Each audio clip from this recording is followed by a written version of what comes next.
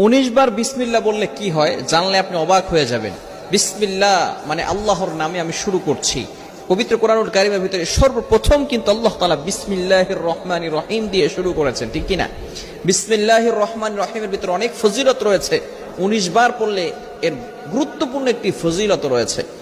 ওমর রাদিয়াল্লাহু তাআলা আনহুর যুগে রোম সম্রাট একবার ওমর রাদিয়াল্লাহু তাআলা আনহুর কাছে এসে হাজির হলেন। বললেন, ইয়া আমিরুল মুমিনিন খলিফাতুল মুসলিমিন, আমার মাথায় প্রচন্ড ব্যথা। ওমর রাদিয়াল্লাহু তাআলা আনহু এমন একটা টুপি সেই রোম সম্রাটকে দান করলেন।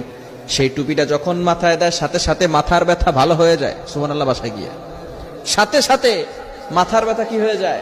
ভালো হয়ে যায়।